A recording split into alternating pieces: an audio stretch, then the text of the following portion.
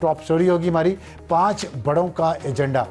राना सनाउल्लाह साहब जो मुशीर हैं वज़ीर-ए-आज़म के सियासी अमूर के लिए, उन्होंने कल ये बात कही है कि 5 बड़े अगर बैठ जाएं इस मुल्क में तो आगे बढ़ने का रास्ता मिल सकता है। अगर ये इतना ही आसान है तो बैठ क्यों नहीं रहे?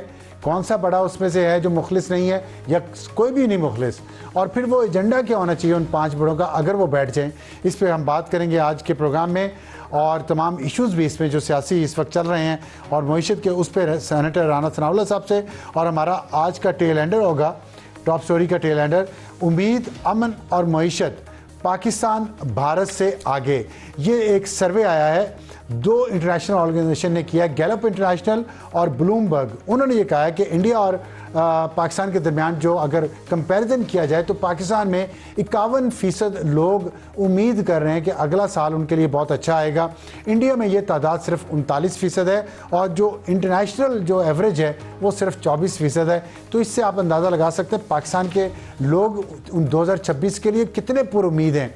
लेकिन इस पर डिटेल से हम बात करेंगे हमारे आज के टेल एंडर में, और किस तरह पाकिस्तान ने नया साल मनाया है इस पे भी। और हमारा आज का हॉट इशू होगा, पीटीआई की गंदी ज़ुबान भीख तक ले आई। इसीलिए कहते हैं कि ज़ुबान का इस्तेमाल बहुत एहतियात से करना चाहिए। आपके मुंह से निकला हुआ लफ्ज़ निकल जाता है, लेकिन उसके असरात आपके ऊपर, आपकी सियासी जमात पे, आपके ग्रोह पे क्या पड़ते हैं। वक्त ने साबित किया है कि पीटीआई इस वक्त जिस सिचुएशन में है उसमें उनके सोशल मीडिया की गंदी ज़ुबान, उनके यूट्यूबर्स के घिनौने ख्यालात और गंदी ज़ुबान उनकी भी, वो पीटीआई को अब इस इतनी बड़ी जमात को इस हद तक ले आई है कि वो भीख मांग रही है मुलाकात की। इस पर हमें ज्वाइन करेंगे शौकत यूसुफजई जो डिप्टी सेक्रेटरी इत्तलात हैं पाकिस्तान तहरीक इंसाफ के। और हमारा आज का एडिटोरियल होगा, क्या नए साल में महंगाई कम होगी इसके बावजूद कि 51% अवाम पाकिस्तान के गैलप और ब्लूमबर्ग सर्वे के मुताबिक पुरुम्मीद हैं पाकिस्तान के मुस्तकबिल से और खुश भी हैं, और they are looking forward to this new year. लेकिन क्या मईशत इस साल बेहतर होगी या नहीं? और इस पे प्लानिंग मिनिस्टर एहसन इकबाल साहब ने ग़ज़ाई अदम तहफ़्फ़ुज़ के बारे में जो एदाद शुमार जारी किए हैं वो क्या कहते हैं, और हाउस होल्ड इंटीग्रेटेड इकनॉमिक सर्वे क्या कहता है, इस पर हम बात करेंगे अपने आज के एडिटोरियल में। और शुरू करते हैं आज की टॉप स्टोरी से। हमें ज्वाइन किया है सेनेटर राना सनाउल्लाह साहब, मुशीर हैं वज़ीर-ए-आज़म के बराए सियासी अमूर।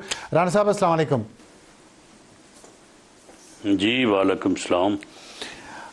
आपने कल फरमाया 5 बड़े अगर बैठ जाएं आपस में तो ये मुल्क आगे चल सकता है। नंबर 1 ये है कि रुकावटें क्या हैं, अलग अलग पूछ लेता हूँ लेकिन आपको सिर्फ बता दूँ मेरा एजेंडा क्या है। नंबर 1 ये है कि वो बैठेंगे कैसे, और दूसरी बात ये है या क्या चीज़ रोक रही है उन्हें बैठने से। अगर वो बैठ गए तो एजेंडा क्या होना चाहिए? देखिए, 5 बड़ों के बैठने से जो है वो ऐसा तो नहीं है कि उनको किसी ने पकड़ के बैठाना है। वो यानी अपनी जमात के वो कायद हैं या वज़ीर-ए-आज़म साहब हैं या प्रेसिडेंट साहब हैं। मुराद इससे ये है कि एक पार्लिमानी जमहूरी निज़ाम में जो है वो इश्यूज़ ना भी हों तब भी गवर्नमेंट और अपोजिशन का जो है वो आपस में जो है वो राब्ता और आपस में जो है वो डायलॉग होना चाहिए। ये पाकिस्तान में पहला मौका आया 2018 में कि 4 साल तक लीडर ऑफ द हाउस ने लीडर ऑफ द अपोजिशन के साथ हाथ तक नहीं मिलाया, फ़ोन तक नहीं किया, अपोजिशन से बात तक नहीं की।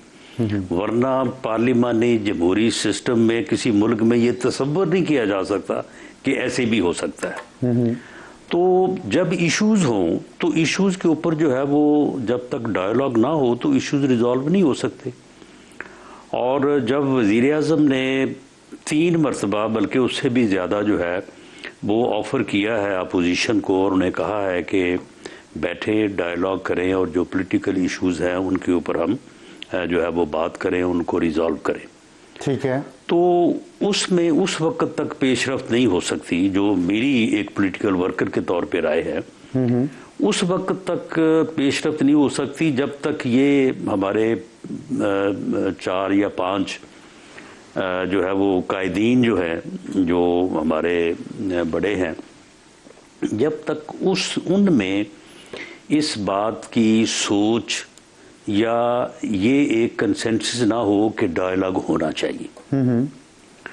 अब इसमें सूरत ये है कि 4 में से 3 में तो ये सोच है। अच्छा, मेरी लीडरशिप ने हमेशा जो है मैं वो थोड़ा सा इंटरप्ट, सॉरी मैं आपको इंटरप्ट कर रहा हूँ, लेकिन सिर्फ फॉर द रिकॉर्ड ये बता दें कि आपके मुताबिक ज़ाहिरा आप पाकिस्तान के एक बहुत सीनियर पॉलिटिशियन हैं और बहुत कुछ आपने ज़िंदगी में देखा हुआ है, तजुर्बा आपका, अगर आप सजेस्ट कर रहे हैं तो उसके पीछे लॉजिक तो है। वो कौन से बड़े हैं जिनकी आप बात करें, 5 बड़े? यानी देखें, मामला ये है कि अगर आप PMLN की बात करें तो हमारे कायद हैं मोहतरम मियां नवाज शरीफ, वज़ीर आज़म हैं, पीपल्स पार्टी की तरफ से जरदारी साहब हैं, और अपोजिशन में जो इस वक्त जो सूरत हाल है उसमें PTI को बिल्कुल ऑन बोर्ड या उनको नहीं, जब आप 5 बड़े कहते हैं नाम आप बताएं, आप इमरान खान आपका मतलब है? अभी हाँ ठीक है, इमरान खान, बिल्कुल इमरान खान के बगैर PTI जो है वो कोई मुज़ाकरात नहीं कर सकती।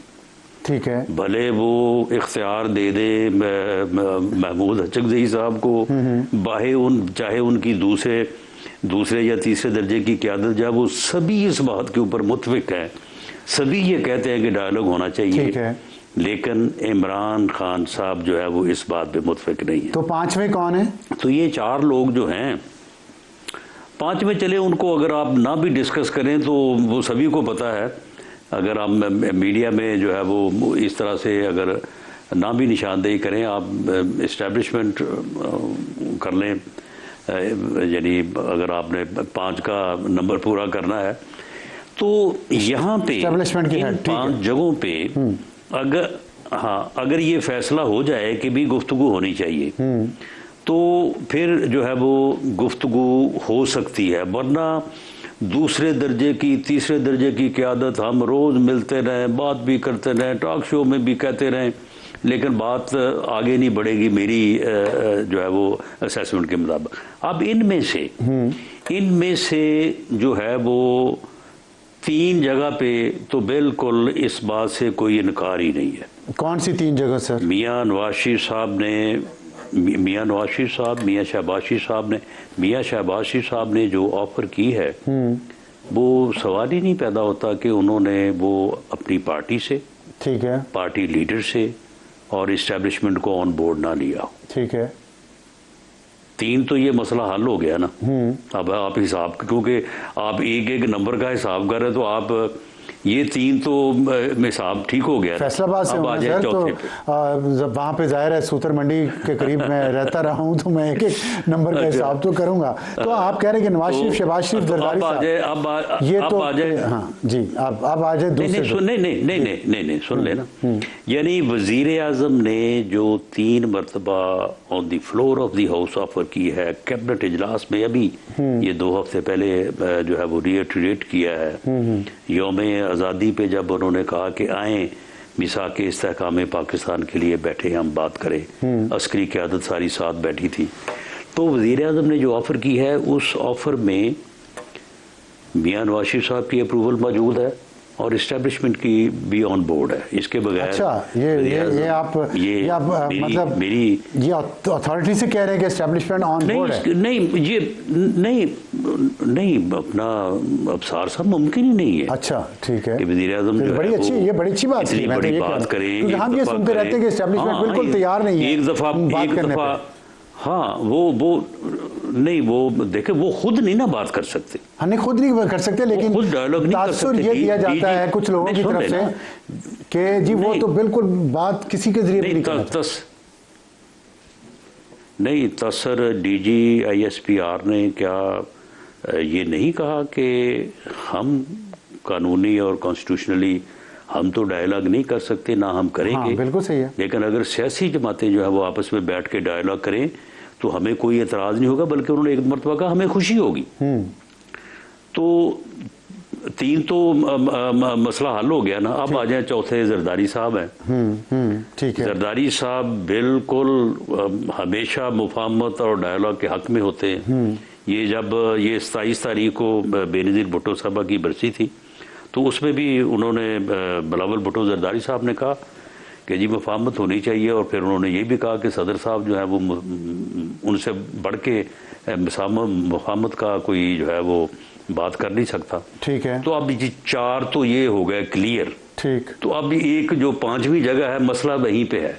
अच्छा। वहीं पे मसला है 2011 से लेके 18 तक, 18 से लेके 22 तक और 22 से लेके 26 तक।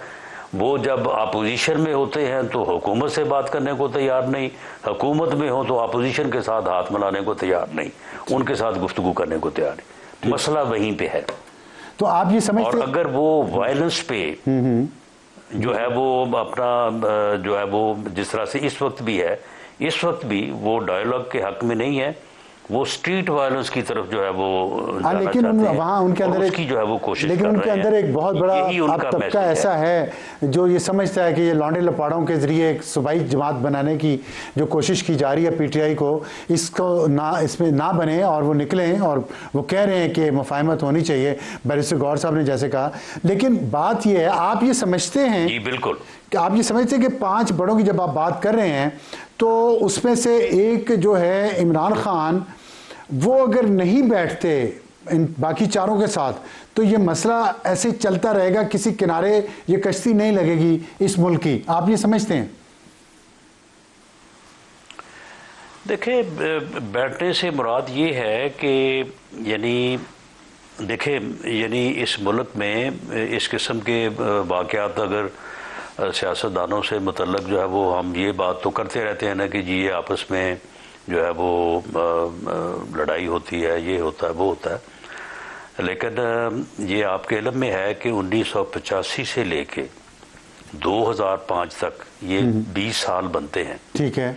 क्या कुछ नहीं हुआ पीपल्स पार्टी और पीएमएलएन के दरमियान, और कहाँ तक नहीं बात पहुंची।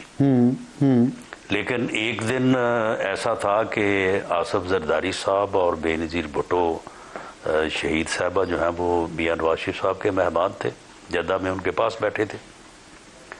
और जब दोनों तरफ ये सोच पैदा हुई कि हमें डायलॉग करना चाहिए, बैठना चाहिए, तो चार्टर ऑफ डेमोक्रेसी जो है वो विद इन ईयर जो है वो तय हो गया, दस्तखत हुए, और लेकिन वो बाकी सियासी बातें भी साथ थी। लेकिन उसमें राणा साहब असल बात तो आपने यही की है ना कि जब दोनों तरफ ने सोच लिया, मान लिया, समझ लिया। अब यहाँ पे आप कह रहे हैं कि इमरान खान तो समझ ही नहीं रहे ना, तो 2011 से उसी डगर पे चल रहे हैं।